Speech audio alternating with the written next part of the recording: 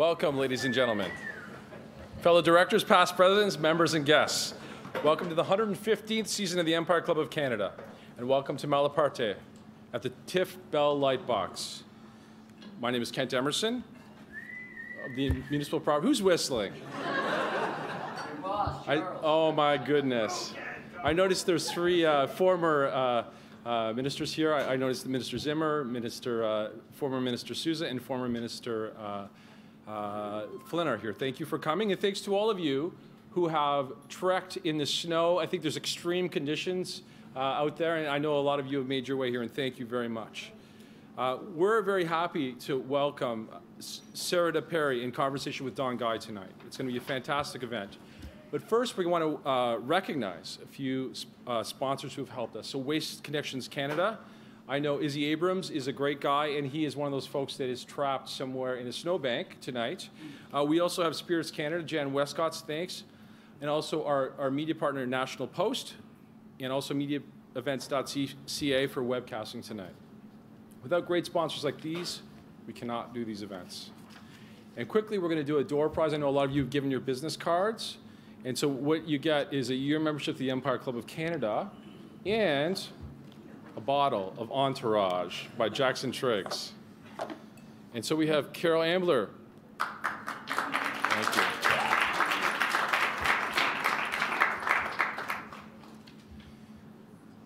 So Sarada is in town today visiting the Ryerson Global Fellow from Ryerson, as a Ryerson Global Fellow from the Ryerson Leadership Lab, an action-oriented think tank aimed at addressing today's most pressing civic challenges. Thanks to Ryerson for your help in helping us organize today's event.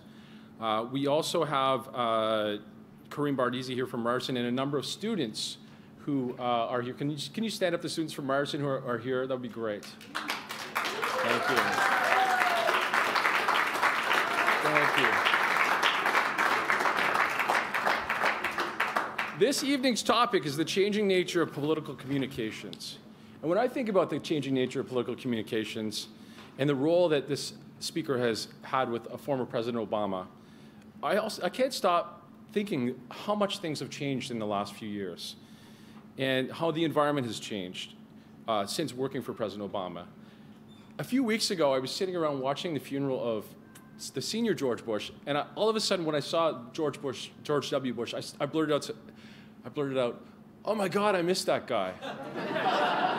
And my wife started going, "Are you crazy? Did you just say that?" And I'm like, "I said that. I didn't even know I thought it."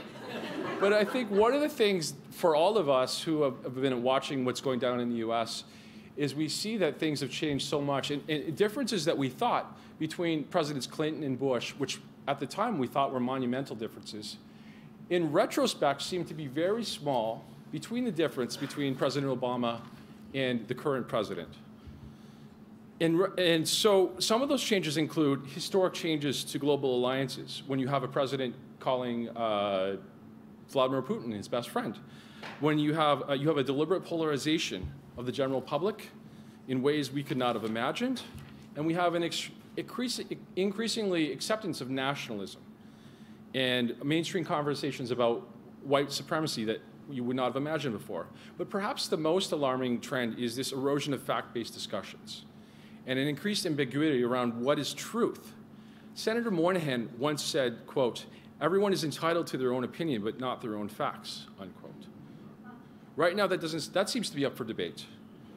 Politics has always been a problem. That has been always a problem in politics to some degree, and we all know Bill Clinton had his moment about it depends on the definition of what the definition of is. But since then, the Clinton example, there was clear public outrage. And I think we're in a territory where it's not clear whether lying or misrepresenting facts causes any outrage or any real consequences. And so that is something that I hope the speakers will get into today. We have 4,000 false claims that our current president has had, according to the Toronto Star, in over 720 days into a presidency. And this new political environment that today's speaker is navigating is not an easy feat. And while we haven't experienced anything close to that in Ontario, in political communications, we have had the example of Ontario Proud playing a significant role in our recent election. So for all these reasons, we wanted to do this event tonight. And we're really lucky to have Sarada, and we're so glad you're here. And I think this event sold out so quickly because of just the times we're living in and how interesting it is. So with that, I'm going to start the introduction. So to lead tonight's discussion is with our feature speaker, we have Don Guy. And everyone knows what Don has been up to.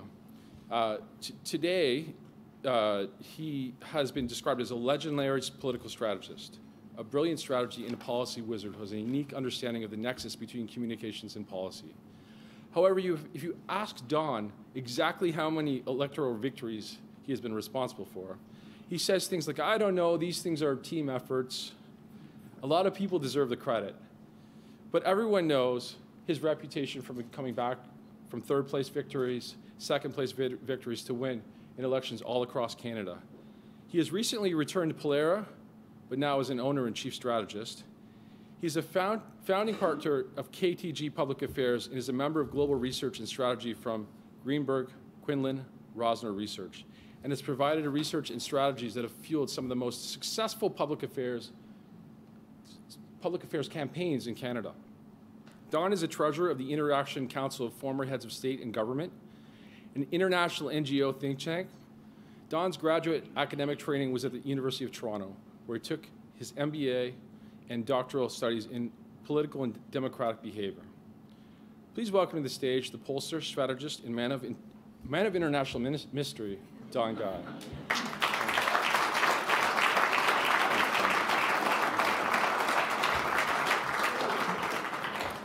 And finally, tonight's feature speaker is a speechwriter and communication strategist who has helped top leaders and thinkers. From Fortune 50 CEOs to the President of the United States, she inspires and persuades audiences. She was special assistant to the President and Senior Speechwriter for President Barack Obama. Prior to joining the White House, she was a principal at West Wing Writers, where she worked with corporate, political, and nonprofit clients on speechwriting, speech delivery, op-eds, books, and message strategy. She was a member of the 2012 and 2016 Democratic National Convention speechwriting teams. A recovering policy wonk, Sarada worked on Capitol Hill as lead education and health care policy advisor to former Senator Mary Landrieu. She started her career as a high school English teacher in New Orleans through Teach for America. Sarada graduated from Tufts University and holds a master in public policy from Harvard's Kennedy School. Please put your hands together for speechwriter and communication strategist, Sarada Peri. Thank you so much. Hi. Well, first of all, let me just say thank you, Kent, for the introduction and the fantastic opportunity to be here and spend some time chatting with Sarada, whose work I admire tremendously. And there's so many familiar faces and in the crowd. I think we'll be well treated. But you never know. I know of at least one individual who brought hard dinner rolls to throw if he didn't like what he heard. But I just want to take a personal moment to say so many of you here are responsible for the successes that I have been attributed credit for. And I want to thank you from the bottom of my heart for all your hard work. So another way of thinking about this event is old and busted meets young and fresh. And so as a result, I would imagine many of you are familiar with Sarada's work, but perhaps not some of what she's really all about. So I thought we would start with a short snapper round, a 2-minute snapper round of questions that would help you get to know her a bit before we dive into the meat of the subject. And apologies to any vegans or vegetarians for the use of that metaphor. So let's start with a tough one. Okay. Sarada, who's your favorite president? Other than the one I worked for? Could be the one you worked for. I feel like I can't say him because then you will all think I'm biased. So, although he is, in my my top presidents. I would say my two favorite presidents are two of the favorite presidents of most Americans, or many Americans, Lincoln and Franklin Delano Roosevelt. Excellent. And what was your favorite moment working for the president that you worked for? Oh gosh, there were so many. Most of my day involved staring at a blank Word document in a sea of self-loathing. But I think one of my favorite days, and this is a strange day to say was a favorite day, some of you all may know that in 2015 in Charleston, South Carolina, a white supremacist walked into a church and murdered 9 black churchgoers. It was a horrific day. And it was a really tough moment in our country. And on the day that the president was scheduled to give the eulogy down in Charleston, which turned out to be one of his finest speeches, that I had nothing to do with, by the way, was also the day that the Supreme Court ruled in favor of same-sex marriage equality. And I did get to work on that speech, and I actually had written multiple versions because we didn't know how the court was going to rule. And I remember that morning, my boss, Cody, had been working on the Charleston eulogy all night long with the president, and I had been working on these multiple drafts, and suddenly the decision came down, and my colleague next door to me emailed me and just said, in all caps, total victory. And it was this strange day where suddenly we were in motion. The president went to the Rose Garden and delivered the victory speech that we had worked on. And it was such a moment for our country. And then he immediately got in the helicopter, went to Andrews Air Force Base, flew to Charleston, and gave, I think, one of the greatest eulogies that's been given. And then that night, a team at the White House had planned that the whole White House would be lit up in rainbow colors in honor of the decision. And it was just one of these days when I felt like somehow this president, despite everything we had been through, brought the country together. And I had very little to do with that day, but I felt like as an American, I was just proud of that day. I think many of us felt the same. Who's your least favorite president? Oh, I think you all can guess. And what's your least favorite moment in this individual's presidency? And I think it's safe I can say his presidency, given the track record. Yeah, it is hard to choose, guys. It's hard to choose, but I will say the one, I think the sort of the moment that it's actually still going on, that I felt like this person is apatriotic, like as an unpatriotic, apatriotic. It's just not even in his mind, and has no moral compass, was the day we learned that his administration had been kidnapping people's children, people who had been coming over to seek asylum at the border, and putting them in cages. I mean, if you see the word, the term toddler jails in a newspaper in your country, you know something is deeply wrong, that we have gone astray. I think that was, I mean, as an American, as a mom, I mean, it was just, as a human being with any sense of morality, it was such a devastating thing to learn and to feel so helpless in your own country. Well, let's start at the top of the funnel in terms of the topic of the evolution of political communications and work our way down. So I guess the question that I think is on many people's minds who have either practiced the craft or have not is, what the heck is going on? What's going on in the world right now? Hell if I know. I think from a political communications standpoint, I actually think the fundamentals are kind of still there. So Donald Trump broke a lot of norms, right? He basically violated everything that people in our profession would say one ought to do when they are running for president, making him disqualifying. And in some ways, he was so unpresidential as to make him president, right? He ran through all these norms. There are a lot of reasons he won. But what is interesting is that while doubling down on his views, showing zero empathy for anybody who is not loyal to him, sort of at a personal level, and really just stoking the fears of his base, keeps them loyal to him. And because they keep him in power, that keeps the Republican establishment loyal to him, which has been disturbing, I think, to people who thought that the Republican Party had more integrity than that. But if you look at the country writ large, I mean, he is extremely unpopular. He's got the lowest approval rating of any president since polling started, basically, nationally. People don't like how he communicates. Most people think that he has something to do with Russian collusion in our election. Most people think, and it's true, he lies constantly, right? I mean, nobody thinks that this is somebody who communicates in a way that's honest. But I think that what he did do was sort of bring to the forefront the now overused term authenticity, right? He was himself. He is authentically a racist, but he's authentic. And I think that that actually did work for people who were kind of sick of people like me and Don consulting the heck out of candidates. And what I think you're seeing now that's really interesting is that now other people are doing that, but in ways that are honest and have integrity and are reaching new audiences.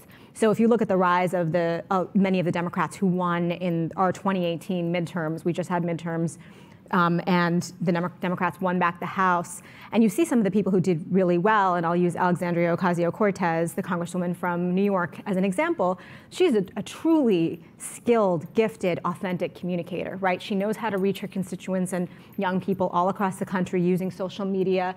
She's very much herself. I think just today, she tweeted something, related to like both skincare and the 70% marginal tax on wealthy people. I mean, it's really impressive stuff. And what she's also doing really well is opening up the process of what happens in Congress to people. So she'll come home from her workday, and then she'll do, an Instagram story of explaining how Congress works, which is remarkable and I think is really appealing to people. So.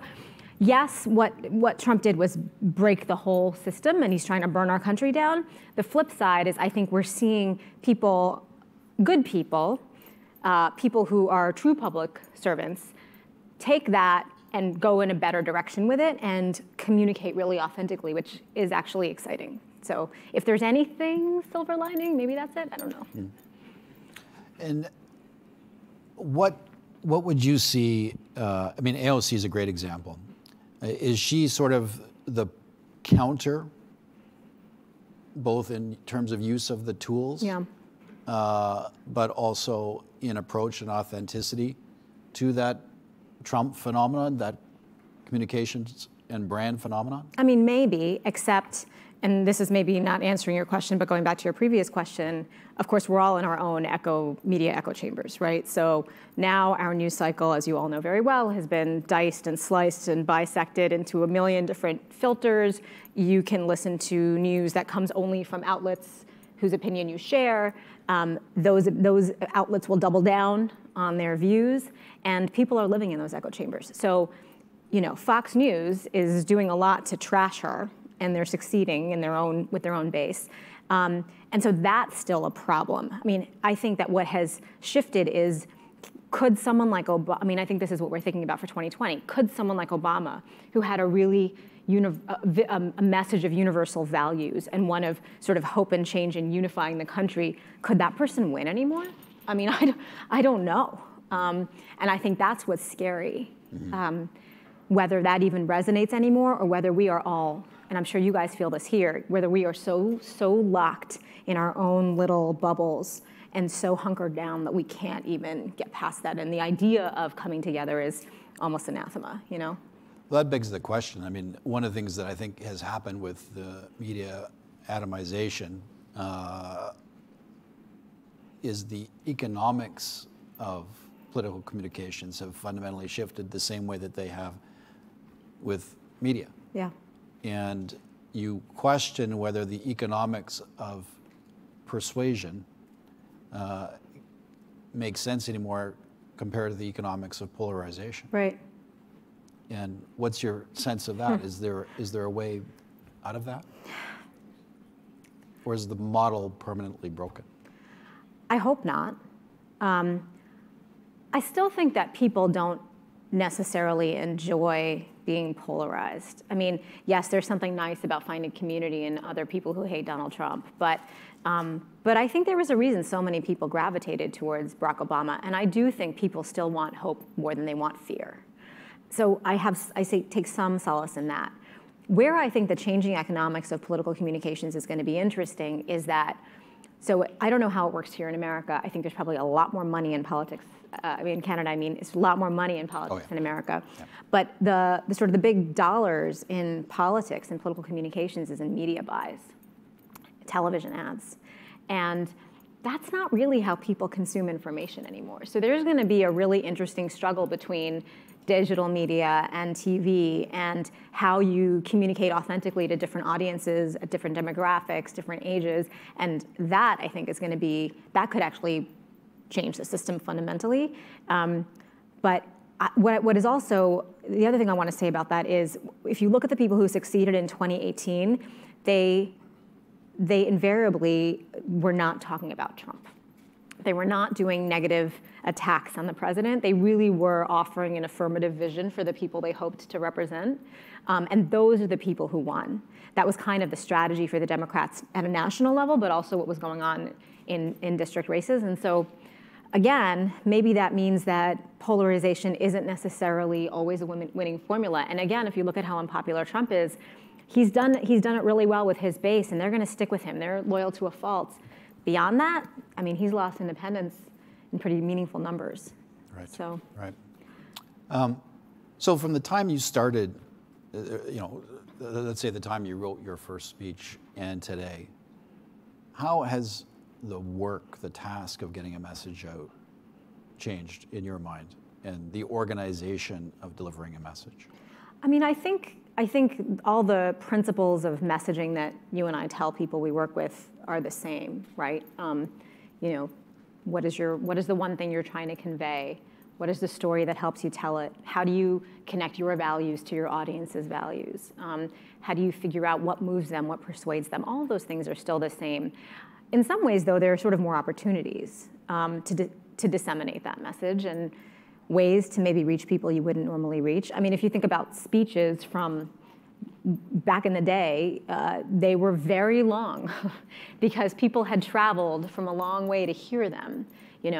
You were shouting because there weren't microphones, and oratory was a really different thing. So all of that has evolved to fit where we are today. And I think what I found in my time at the White House, I was there during the second term, was that they had already sort of figured that out. And they were starting to find new ways to disseminate messages that were not in the form of traditional speeches. As the speechwriters, we loved that because that meant we could write fewer speeches. So that's great. But if you're trying to get a bunch of young people to sign up for healthcare, you're not going to go and deliver a speech at the Chamber of Commerce, right? You're going to do a Between the Two Ferns video. You're going to do a BuzzFeed video. You're going to go on Snap and do a story, whatever that is. You're going to reach them where they are, and I think the opportunities for that were exciting for us. All of that comes with there's always a dark side to all of this, but that I think is interesting. Well, I'm glad you mentioned Between Two Ferns, because it is actually one of my favorite communications moments from President Obama. And I do want to point out, Ken, that in my rider, my contract rider, there were supposed to be 2 ferns on either side of us. But I'm willing to let it pass this time. We accidentally ordered cactuses.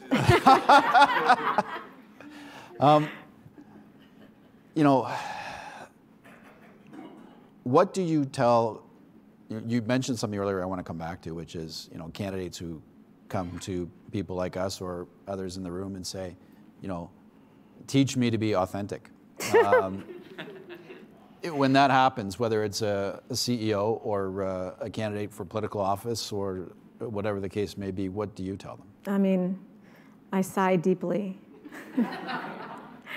Obviously, you and I both know that if someone's coming to you and asking you that question, they haven't done the hard work of figuring out why they want to be in public life or be a leader.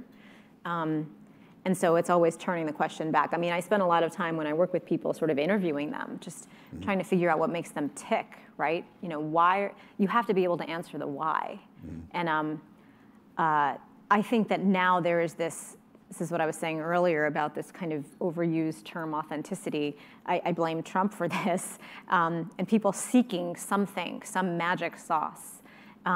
But it really is about getting them to do the internal work and asking, doing the inquiry to figure out why they want to be doing the thing that they're seeking. And that's hard. And you can always tell when people aren't ready for it. You can always tell a politician who's not quite ready for prime time. It's not that they, aren't polished. It's that they haven't done the internal work. Right. I've always found it a challenge because part of my answer is you have to have the courage to be yourself. You have to have the courage to open up and be judged for good or for bad. But I was speaking with somebody who was thinking about running earlier today, who's fantastic and very authentic, and her family were saying to her, I'm not sure you should do this because of how awful the climate is right now and the kinds of attacks and lies and unfair things that you'll be subjected to. And probably fair to say, regardless of which side of the partisan aisle that you're entering on. What do you say to those folks? Well, I think you brought up an interesting point because you said she. So I think that the authenticity piece is a lot more fraught for women candidates, leaders, because the double standards are through the roof, as we all know, right? So, I hear a lot of people, for example, talk about how Bernie Sanders could have beat Donald Trump. I will spare you my views on this. Please don't. But what I want to say, and Bernie was so authentic. Why couldn't Hillary be more authentic? Does anybody really think, that a female candidate in her 60s could get up somewhere, yelling with her hair undone, flying everywhere, talking about a revolution, and anyone was going to vote her for dog catcher? I mean, what nonsense. Of course a woman couldn't do that, right? It's preposterous. And that double standard, I think, has hindered women candidates for so long because every time I work with a woman candidate, she is wondering, is my voice too high? Am I wearing the right clothes? How can I sound? And so all of that, I think, ends up making women candidates seem inauthentic, and it's only because they're trying to suppress their real selves because the patriarchy has told them, we don't want your real selves. Your real self is not a leader, and we're not going to vote for you.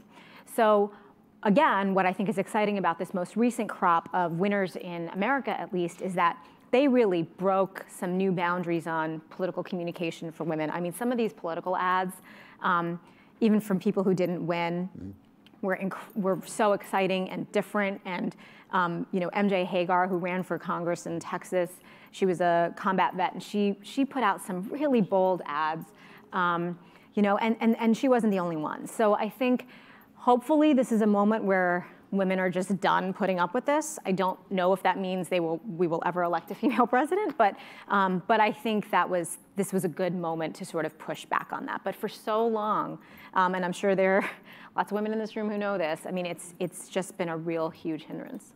Right. I think that's exactly where her family was coming from. Exactly. Exactly. Which is you're going to be subjected to something that others, and probably your opponent, who's a man, is not going to be subjected to. Yeah.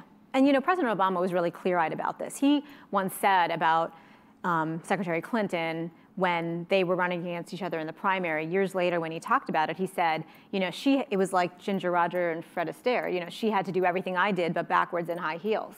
She had to show up 4 hours before a debate because they made her do hair and makeup. No one made him do that. So those things kind of pile on, and I think, President Obama was clear-eyed about that later on. In terms of the mix of tools that you're using today, what would you say is the most important tool or platform that you're using and recommending to your clients? What do you mean, tool or platform? Well, is it Twitter? Is it Instagram? Oh, I see. Et cetera.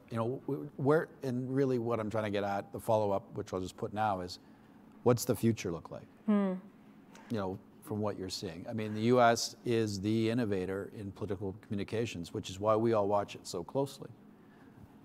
We can't afford most of those things that you do, but it is the innovator. So I think people here in the room and people watching online would love to hear your sense of what's next. What's the next big platform or evolution? Yeah, I mean, I don't know what the next big platform is, and as a speechwriter, I'm actually kind of a Luddite and have been blown away myself by what what's out there. But I do think that people want to get closer to their candidates. They don't want to feel like they are these distant representatives who I know nothing about. And so I do think we're going to see more of, Instagram stories where people are cooking and talking about their day to their constituents. I don't know what that's going to mean, but those barriers are really breaking down, especially with young people who feel like, I want to know everything about the process. No more smoke-filled back rooms where things are going on. Put it all on camera, show it to me, in living color. So that's going to be really interesting. I am worried about Twitter and sort of the really toxic online environment, especially for women and candidates of color, and what all that means. At the same time, I think there's tons of opportunity there. But who knows what the future is going to be? Is it going to be that candidates are inviting you into their virtual reality room where you can imagine what it's like if they're in office? I mean, I have no idea, but I do think that the fundamentals remain the same, and which is that people want authentic leaders who respect them and who are transparent. Right. And that's going to be the ballgame, whatever the platform is. Right. And I do think it's going to be insanely expensive, whatever it is, until Americans get money out of our politics. And I don't know when that's going to happen. I think part of the antidote, potentially, because we're seeing some of the very same phenomena here, is the doors. Go back to the doors.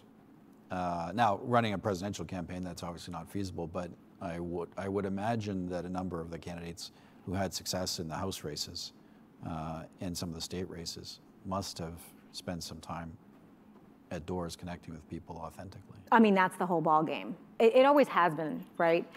Retail politics is still the most important thing.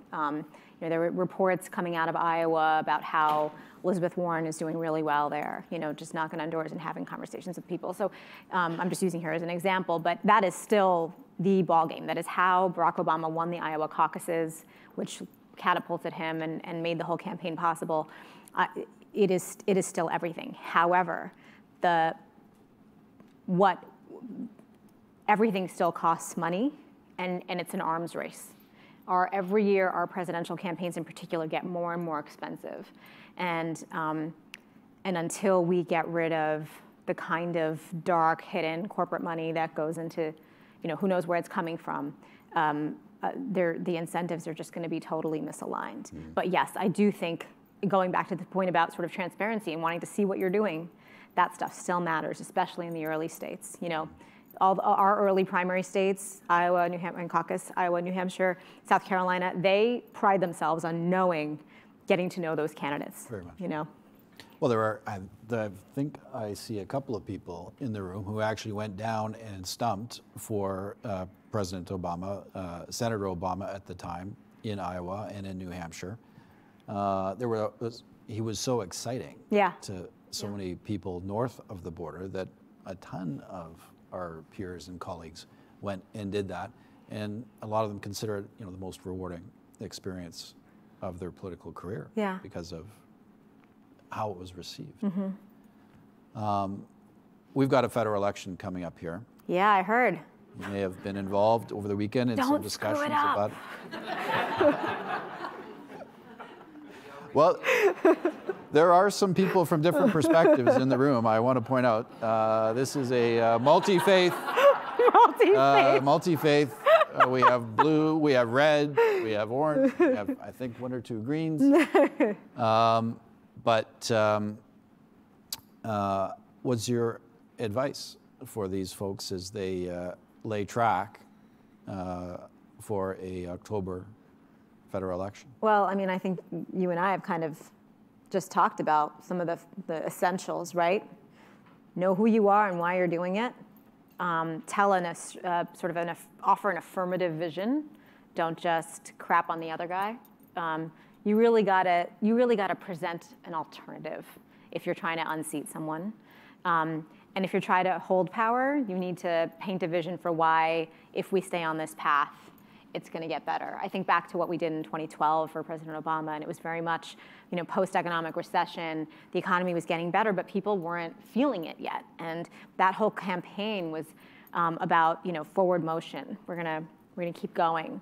And if you stick with us, you will feel it. You have to give something people to hang on to, something to believe in. And I think probably more than ever, people are hungry for that because there's a lot of fear circulating in the air, and it's not pleasant. That's not actually what excites people, you know? And make sure your young people vote. Don't let them sit home. I think, are you okay if we take some I'm happy to do whatever you all would like to do, yes. So why don't we do that, open up for questions from the audience, and then I do have one last question that I will save until the very end. Hi, thank you for coming. Is Michelle going to run and clean house? I, don't know her but from all, I've read her book. I'm sure some of you have too. She has been crystal clear that she will never run for public office. I take her at her word. I suspect that she would find it very unpleasant. But don't we all wish? This has been a great dialogue. My one question would be about what characteristics could you see a woman winning the White House? What characteristics would it be, unlike Hillary Clinton, that they would be successful? This is a very hard question. I was going to say that she's a man. I hate to say this about my country, but I just don't trust us right now. I was so heartbroken the last time you put up the most qualified person to run for president since John Quincy Adams, and you vote for the buffoon. Now, granted, there were a lot of reasons for that, and Russia and Facebook. There were a lot of reasons why, it was a razor-thin electoral, and our dumb electoral college. She won the popular vote by 3 million votes. You can tell I still have a chip on my shoulder about this whole thing, so I will stop there. But, I think one good thing that's happening right now is that already, 4 women have declared. So in some senses, we're kind of neutralizing. There is a neutralizing of the issue that's going on. You're also seeing when the press covers these women candidates in the way they historically have, which is rife with double standards and in a really sexist manner, people are really calling them out on it. There is a truly sort of robust kind of feminist-leaning media that has the vocabulary to call them out in a way that I think people were almost afraid to do with Hillary because we didn't want to make the election about gender necessarily. She did, but not as much, and certainly in 2008. So that, I think, is helpful. But I think, again, just woman or man, somebody who is ready to present themselves as their best self and is transparent and honest and has a vision that people want to be a part of, has the power to sort of build a movement. Because, again, that is what Obama did really successfully. And I think we are hungry for that again. What's really interesting right now, I'm sure you've been hearing this a lot, is that, so as Democrats, everybody is getting up in a tizzy about who's sort of most electable. Everybody is kind of saying whoever can win. Whoever that person is, let's put that person up. And there's a lot of debate about who that person could be, man, woman, whatever. And I think we're just getting into our own heads a little bit. Mm-hmm. And this is how we snatch defeat from the jaws of victory, which we do well. So I'm a little concerned that we're kind of overthinking it right now, and we have to let this primary process play out. It's going to be a bloody, many-person primary, and I think we need to calm down a little bit as Democrats. We're kind of freaking out. I think there's a question back. Oh, sorry. Good evening. Thank you very much for your comments tonight. I'm fascinated as a political writer with your comments about truth. And can you comment a little bit about how that intersects with the importance of the First Amendment in the United States?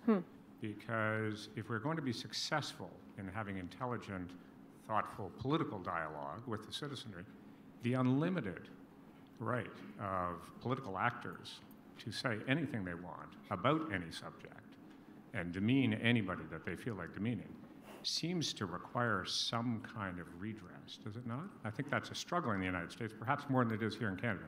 Yeah. I appreciate your view. That's a really interesting question. I think this is kind of a centuries-long struggle for us. It has just always been the case. If you go back to, John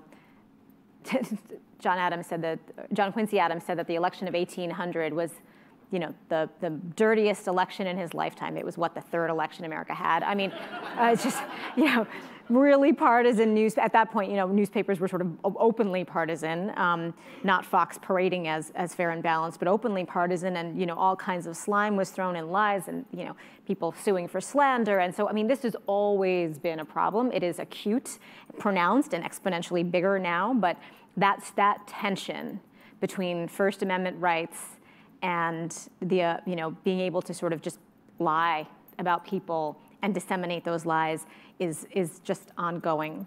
And the one school of thought is you just drown out the lies. Another school of thought is the people who believe those lies within a bubble we're never going to get them anyway. But we're never going to persuade them otherwise. But I think what's really interesting now is a new sort of regulatory challenge, which is, so some of what they've uncovered is that it was through Facebook that these Russian intermediaries were fueling false stories about Hillary, trying to gin up tension, racial tension between people, pretty successfully, and they were targeting the states where that Trump was able to flip. And that's, I think, sort of the regulation of technology and how those platforms are allowed to basically self-police right now is going to be a really interesting challenge. I don't know what the solution is going to be. I think there's people really disagree about this stuff, but it is so dangerous for our democracy to allow what happened last time to continue. So I don't have an answer for this. I think it's just going to be this ongoing tension, but I think these platforms are introducing a whole new strain that people before this were not thinking about, and now we actually have to grapple with it. And other countries, frankly, just have laws that govern it differently. I think you guys do too, so they can shut it down, they can, and we just don't have that. It's tricky. So just following up on the gentleman's question, what impact do you think that independent expenditures or third-party campaigns have had on the democratic process in the U.S.? And do you see, and again, you mentioned Citizens United as being the case that allowed a lot of these to take place. Do you think that there's going to be some sort of regulatory changes that will limit these types of campaigns? So this is really tricky. So Citizens United was a Supreme Court decision that basically allowed for these unlimited expenditures and for people to hide who they are when they make these donations, right? So it opened the flood for this kind of dark money to infiltrate political campaigns, and you'll watch these ads, some crazy anti-Hillary ad or something, and at the bottom it's some cryptic name like Americans for Justice and Cats, and you're just like, you have no idea who's paying for this, and it's all legal. So the challenge here is that was a Supreme Court decision. So either, the recourse for that is tricky. Either the Supreme Court needs to overturn its own decision, which seems unlikely given the makeup of the court, or Congress needs to do something about it.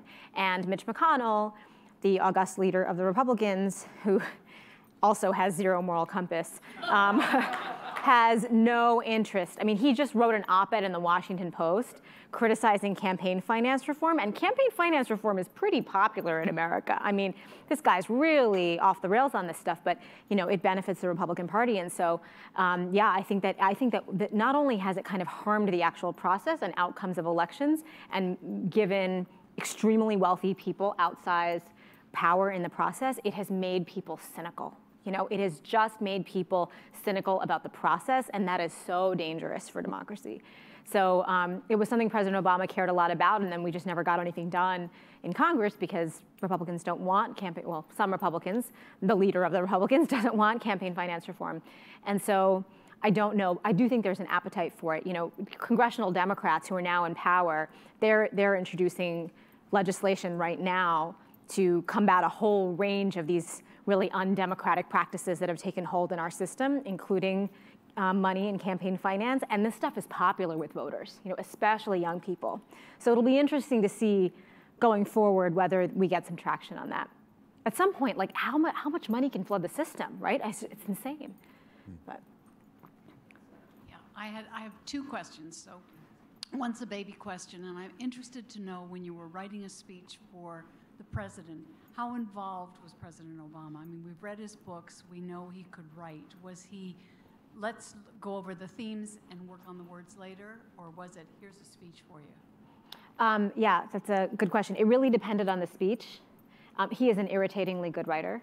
So he could, it's annoying. So he's one of those people who could run the world and write really good speeches if he had time, but he didn't have time, so hence the speechwriting staff. So it really depended on the speech. You know, is this an education policy speech that is similar to ones he's given before and that we can kind of work off of, and we know the policy and he's pretty comfortable with the language, and so this won't be something that we need to waste his time talking to him about. He'll just edit it. You know, he'll heavily edit the draft, but he doesn't need to talk to us ahead of time to get words on paper. Or is it a speech about something controversial, new, something he is really passionate about, in which case he might want, you know, then you might get upfront guidance, or he might take a stab. You know, my boss Cody, who worked on sort of the bigger speeches, the sort of more the set pieces that were higher profile, you know, would often kind of go back and forth with him, or maybe the president would write in longhand on his yellow legal pad a couple of pages, and they would kind of go back and forth. So it really depended. I'm sure that if he had the time, he would happily write the welcome for the Girl Scouts who were coming to the White House, you know, but that wasn't the nature of it. So our job was to kind of create scaffolding, right? Give him the best possible scaffolding based on how we understood how he thought, and then, you know, let him do his work to make it his. But our goal was to just make his job easier, you know. The other question actually has to do with everything you've talked about in terms of the media and the tools. There was an alarming movie about Brexit that HBO just launched, and the people that funded the research that helped the Leave campaign are the same people that funded the research for Trump's efforts, are the same people that were at the Koch brothers retreat this weekend with millionaires from billionaires from across the country.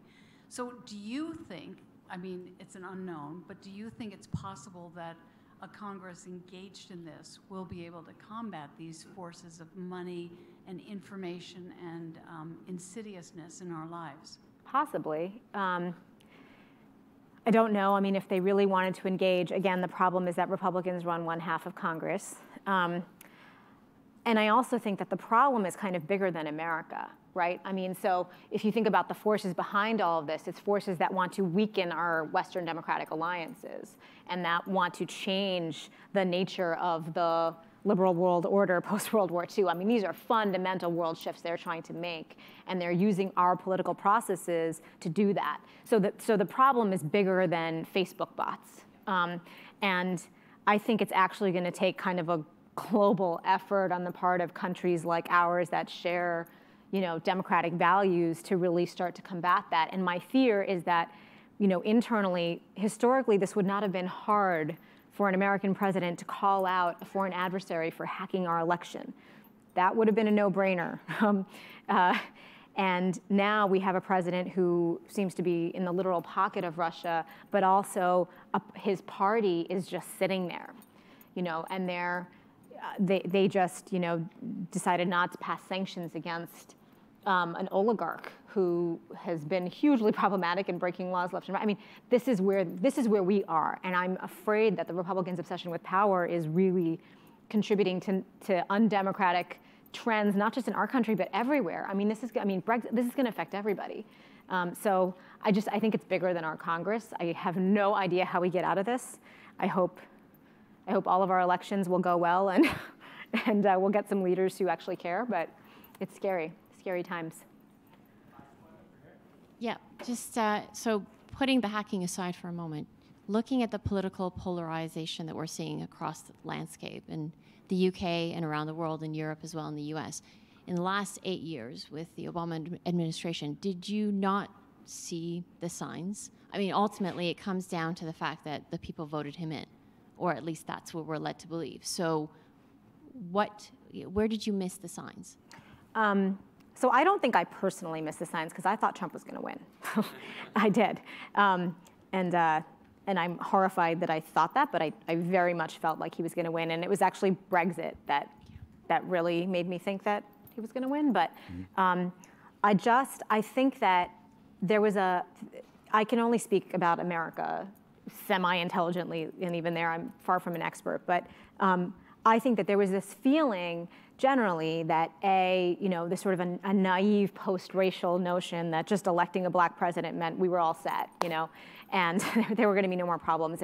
But I think that if you worked in the administration, if you worked in politics, you saw that there was actually a huge backlash that was just kind of building and gaining power that was scary, and that Republicans were intentionally stoking. Just the candidacy of Donald Trump, just the candidacy was alarming. And he won that primary, and once he won that primary, what was to prevent him from winning the general, right? So, and then I also think there was just a complacency about, on the Democratic side, of course Hillary will win. Well, then you have to show up and vote, and people didn't. So I think that they were not missing the signs, and now I didn't know this because I was not privy to anything, important or top secret when I worked in the White House, but in retrospect, clearly the American government understood what Russia was doing. I mean, they tried to warn congressional leaders, and Mitch McConnell refused to do anything about it. The FBI, now we know Jim Comey was investigating Trump's interactions with Russia before they were even investigating Hillary Clinton. I mean, so that stuff was going on. And people who know more than I do did know that was going on. But what was tricky was that they were scared to sort of bring it up to the American people because of the fear that if Hillary won, it would seem as though Obama had put the thumb on the scale for her. And of course Republicans would have capitalized on that, right? They were so afraid of how Mitch McConnell would politicize it that they didn't say anything. And I feel like that I find chilling, That's the stuff that's scary. So I do think globally, generally speaking, we've all kind of been complacent. Brexit happened, and I think people, we were surprised in America and, terrified that it would happen, and then it happened. There is something in the air. There's something going on, and people have to pay attention to it. And, the last thing I'll say about this is I think what is unhelpful is the billionaires at Davos sitting around twiddling their thumbs being like, oh, there it goes, liberal world order, there it goes, as long as I'm still making a buck. I mean, I think that is not helpful. The conversations have to get bigger than that, and they have to be more inclusive, and we can't keep letting those people make these decisions. So, for what that's worth. Well, I said I had one last question Sure. for you, if you don't mind. Of course. Which, you can't help but get this impression sharing a stage with you, which is, would you ever consider running for office? Oh, God, no. No, and fortunately, I live in Washington, D.C., where there is nothing to run for because we are effectively disenfranchised. So, no, I never have to do that. So you should move. No, I have zero desire to do that. But I might be applying for asylum here, so please.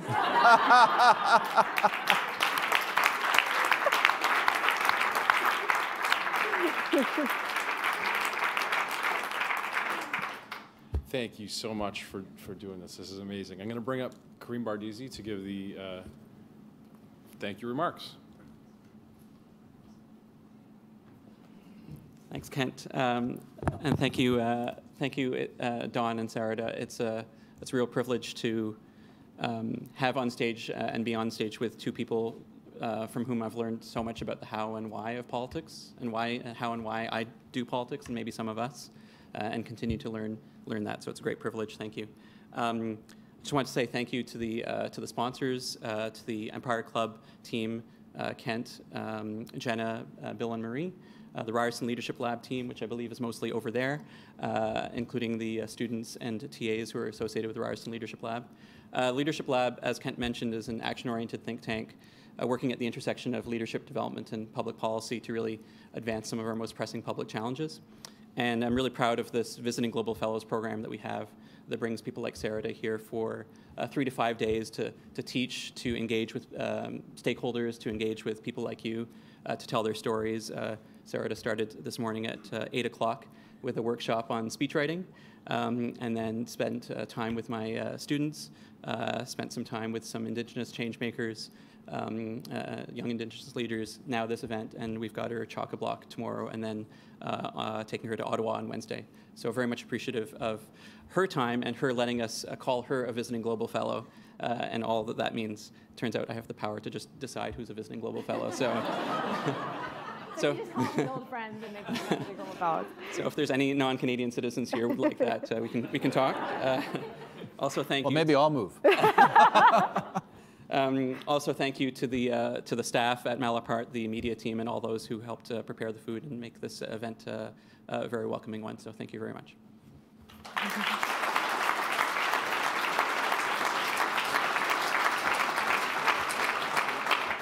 Thanks, Kareem. And on that note, there is more food coming. The bar is going to be reopened, so you can go home in the snow, but you can also stay.